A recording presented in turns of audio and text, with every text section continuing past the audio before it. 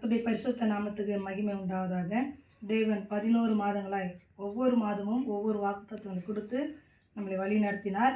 இந்த 12ஆம் மாதத்துக்கான வாக்குத்தத்தையும் கொடுத்துருக்கிறார். இந்த 12ஆம் மாதம் ஏசப்பாவுடைய பிறப்பின் மாதம், கிறிஸ்மஸ் மாதம். உங்கள் முதலாவது கிறிஸ்மஸ் அட்வான்ஸ் வாழ்த்துக்களை உங்களுக்கு தெரிவித்துக் கொள்கிறேன். கர்த்தர் உங்களை ஆசீர்வதிப்பாராக. கிறிஸ்மஸ் நல்வாழ்த்துக்களும் உங்களுக்கு தெரிவித்துக் கொள்கிறேன்.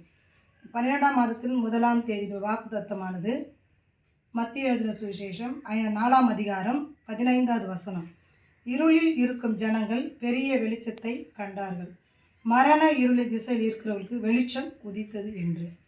இருளில் இருக்கும் ஜனங்கள் பெரிய வெளிச்சத்தை கண்டார்கள். இயேசு சுவாமி நமக்காக இருளில் இருந்த நமக்கு வெளிச்சமாய் பிறந்தார். தெய்வதூதர் மூலியமாக ஒரு நற்செய்தி நமக்கு அறிவிக்கப்பட்ட மாதம் வாக்குத்தத்தம். இந்த நாளிலே தேவன் நமக்கு கொடுத்திருக்கிறார். இருளில் கடந்த நமக்கு ஒரு வெளிச்சத்தை தேவன் கொடுத்தார். அவர்தான் ஆண்டவராக இயேசு கிறிஸ்து நமக்காக பாவிகளை ரட்சிக்கவே இந்த பூமியில் பிறந்தார் என்பதே இந்த செய்தியின் அர்த்தம். இருள் கடந்த நாட்களில் இருளில் நம்ம வாழ்ந்து கொண்டது நமக்கு ஒரு வெளிச்சமாய் தேவன் பிறந்திருக்கிறார்.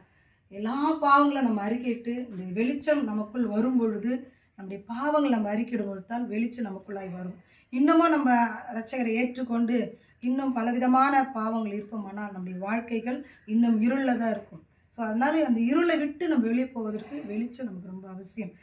அதுதான் நமக்கு தேவன் கொடுத்த ஒரு வெளிச்சம். தேவதூதரமாய் சொன்ன வார்த்தையம் அதுதான். இந்த பயப்படாதீர்கள், உங்களுக்கு மிகுந்த சந்தோஷத்தை உண்டாக்கும் நற்செய்தி உங்களுக்கு அறிவிக்கிறது சொன்னார் இல்லையா? அது போல தான் இருளில் இருந்த நமக்கு தேவன் ஒரு வெளிச்சமாய் பிறந்திருக்கிறார்.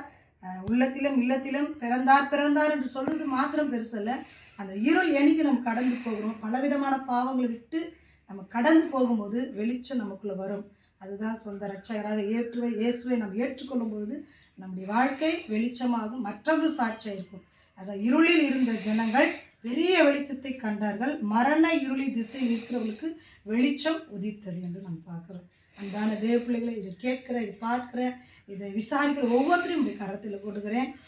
இருளில் நம்முடைய வாழ்க்கை மறுபடியும் கடந்து போகாமல் இயேசு சுவாமி பிறந்திருக்கிறார், அந்த நற்செய்தி அறிந்து கிறிஸ்து நமக்காக பிறந்தார் என்ற இந்த மாதம் முழுவதும் மாத்திரமல்ல, என்றைக்கே அவர் சொந்த ரட்சகர் ஏற்றுக்கொண்டோமோ அன்றைக்கே நம்முடைய வாழ்க்கையில் ஒரு ஒளி, ஒரு பிரகாசம், ஒரு டச், வெளிச்சம் இருக்குது என்ற விசுவாசத்தோடு கடந்து போகும்போது இருளுக்கும் வெளிச்சத்துக்கும் வித்தியாசம் இருக்குது. நம் வாழ்க்கை என்றைக்குமே வெளிச்சமாக இருக்கணும். அதுதான் இயேசு நம்மோடு கூட இருக்கிறார் என்ற ஒரு சாட்சி. கர்த்தரின் வாக்கு தத்தத்தை ஆசீர்வதிப்பார்கள். கண்களை மூடி நாம் செபிக்கலாம்.